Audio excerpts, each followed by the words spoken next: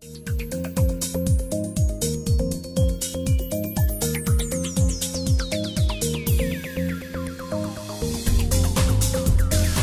good morning. It is an immense pleasure to be here, to have you here. I see a lot of good old friends around the table. Mario told me that we should not have any protocol on this meeting. So, as Dean, I just would like to say that we are very glad that this group of people are here, and that I know that 2/3 of the group came by their own without the incentives of the organizers, and that is the best of the signs that people are interested in dealing with the content of this conference. So feel at home and have a good journey. So we're going to have, thank you for all your support as well. I think that we should move to the first panel. So Mariana and Diogo and Dave, we are now. So again, good morning, everybody. It's an honor to have all of you here in this conference that aims at mapping and packing line development field. As you and us know, this is an ever-increasing and very important field, either in academic or in the policy-making world. And it's particularly relevant to discuss line development in this country and in this school. Because basically 4 years ago, great part of the story began with some scholars less in self-estrangement that they blame themselves. And one important fruit of those debates was the rethinking of legal profession and the rethinking of legal education that somehow contribute to the progress of legal education in Brazil, and also to the consolidation of this project of this school that aims at being a different school and showing a different perspective in the legal system in Brazil.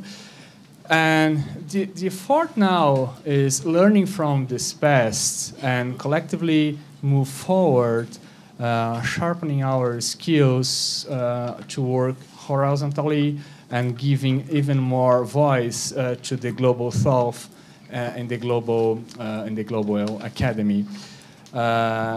So this conference is basically another step in this direction. And after all, developing world and the line development is a permanently project in construction. So this is just to say thank you and enjoy this conference. And I'm certain that it will be a very promising days to debate the developing issues, and also to discuss the line development, and also to put all these very important minds together in order to make some progress in this field, in this area of knowledge. So thank you again, and I will just briefly pass my microphone to my colleague Mariana. So welcome everybody. I'm going to be a little bit less humble than Michael and declare that this is a historical moment, I think, for line development.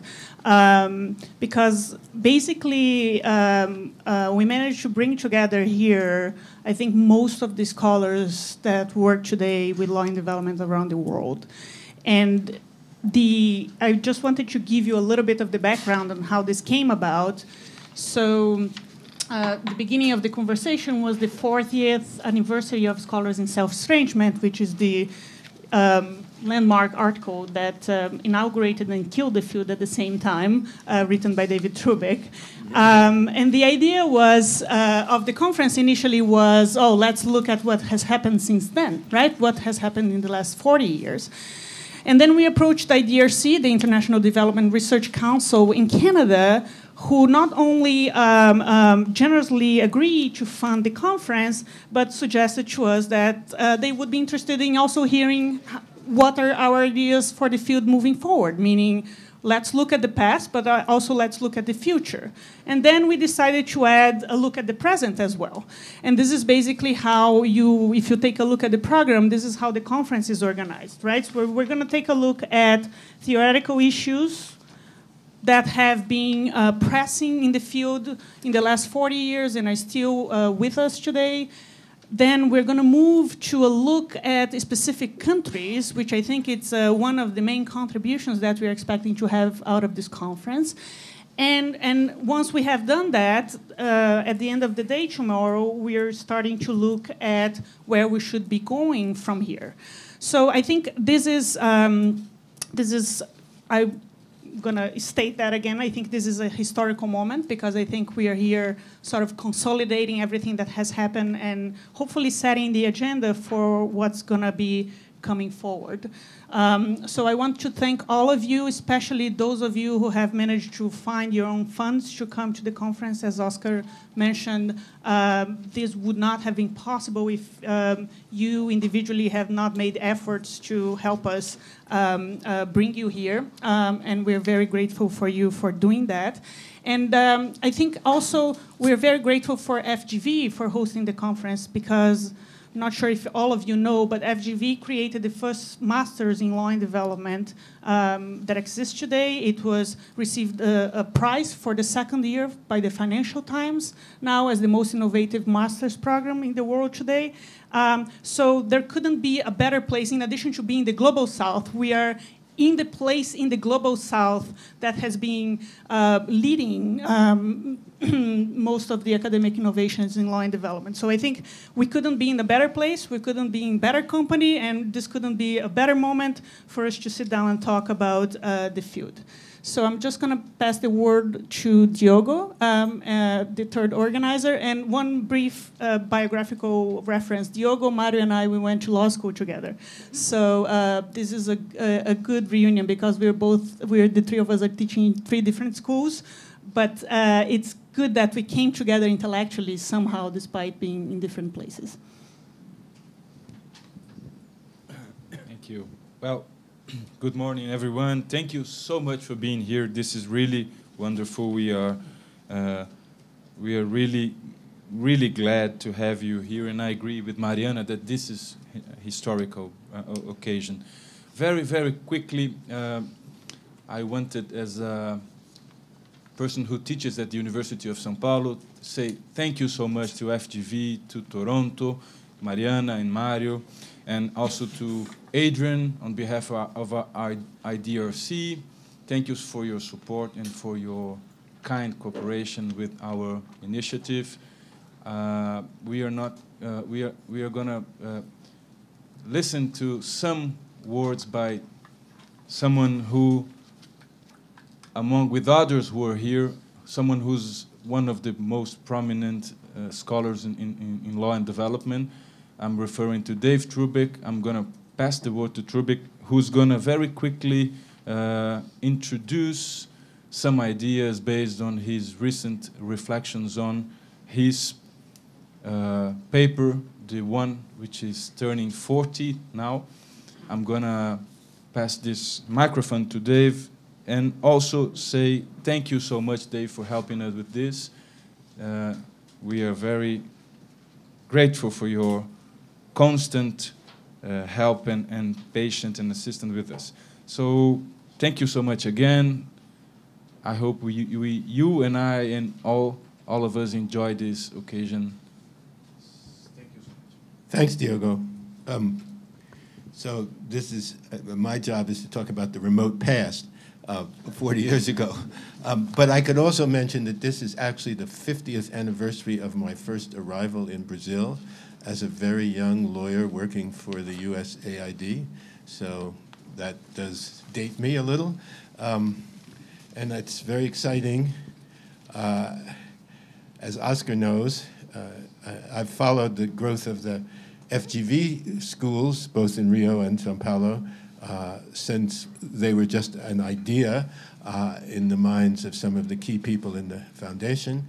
And it's really exciting to see the capabilities that have been built up over these years since around 2000 when we were first talking about these ideas.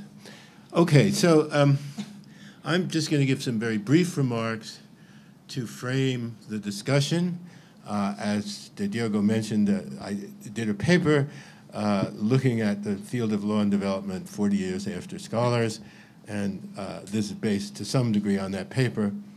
I think the important thing about this conference, unlike most of the conferences that we've all met at, and I sort of feel like this is some traveling circus that I see around the world, right?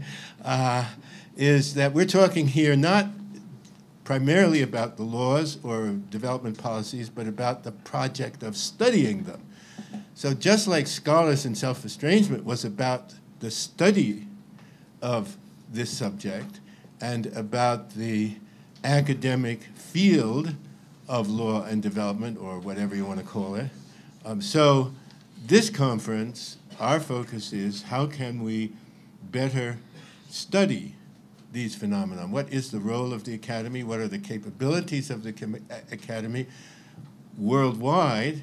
How can we make it better, more rigorous, more critical, and more useful? So when Galanter and I wrote that paper, infamous as though it is, our goal was not to kill the field, but to save it from what we thought was a crisis. Remember, the subtitle of the paper is Reflections on the Crisis in Law and Development Studies. And what we said was the solution to the crisis was the field should have more academic autonomy and intellectual pluralism. We wanted to pull away from what some later scholars called the pull of the policy audience. Since the field as it was in those days when I was young and many of you weren't born, was dominated by its relationship to development agencies. Although there was a robust field of law and development in the United States and to some degree in Latin America, in the 60s and early 70s, almost all of this activity was a result of substantial flows of funds from aid agencies to universities. And that shaped the initial work in this field. When the field died, or at least went into hibernation, it was revived later by another flood of money that came from a different approach to law and development. And so that's sort of part of the history, is this relationship to funding agencies, development policies as understood by the international financial agencies and the bilateral agencies. Okay. When the field started, and through its early years, or through its middle age, I think it was dominated by a single narrative. Because it was driven by the idea to come up with reform scenarios that could be used by development agencies, because it was based on very limited data and very limited theory, the field tended to gravitate around a kind of mainstream consensus. There were obviously many voices, but there was a kind of mainstream consensus at 2 points in time. Both of these times, there was a dominant approach to development. There was a preferred sector for reform. There was a menu of reform activity in what Alvaro and I called the first moment of law and development, or law and development 1.0. The overarching idea was modernization. The preferred sector was the state and state-led growth. The legal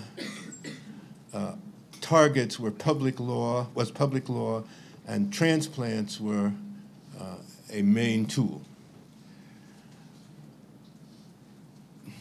Say 20 years later, when the next stage of law and development, or the second moment, you saw a dominant idea of neoliberalism and markets. Markets were the privileged sector for growth. Private law was the primary legal target. for change, and transplants, again, were favored, both in the private law area and in the idea of strengthening judiciaries for a number of reasons, including their capacity to constrain the state. So those were sort of the early days. The Law and Development 2.0 phase, which was the first time that you saw massive investment in law by development agencies. There was really very modest investments in the first phase. But in the second phase, because economists had discovered the importance of law, economists were not involved in the first law and development movement, and they didn't think law was important, but for some reasons they changed their mind in the second phase. And I think because of that, the World Bank and other agencies started pouring money into to that project. Now, you would think that and that coincides with the revival of the academic field. You would think that we would be back to the future and we would be seeing a repeat of what Galanter and I criticized, that is, the pull of the policy audience, the dominance of single ideas that could be packaged easily for shipment out of the north to the south. But it didn't happen. And this meeting is a tribute to the fact that it didn't happen, because for complex reasons that I don't have time to go into, the academic field, as it revived, say, starting in the 90s, turned out to be a much richer, more complex, more sustainable enterprise than Law and Development academic version 1.0.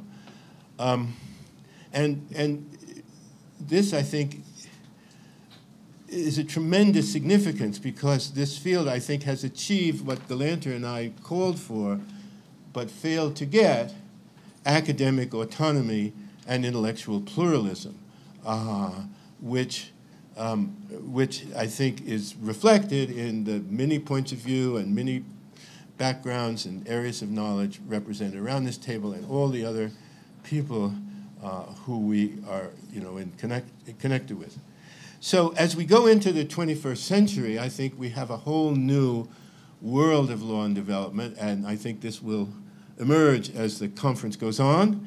And I just want to mention a few features of what I call 21st century law and development, and some of the challenges that we face.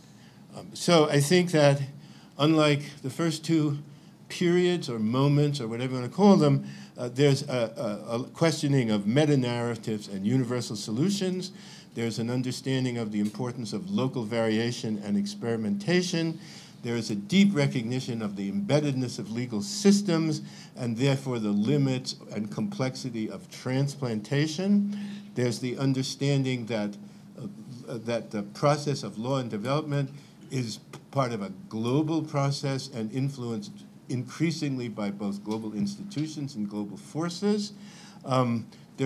The field has embraced a much wider view of development, including the social capabilities, human rights, and other factors, and it represents and employs a wide range of intellectual perspectives, from what David Kennedy calls chastened neoliberalism to new developmentalism, 21st century socialism, and all sorts of other approaches, which means that as a field, it has a kind of autonomous vitality and pluralism that is important to sustain it as an academic effort rather than just an adjunct of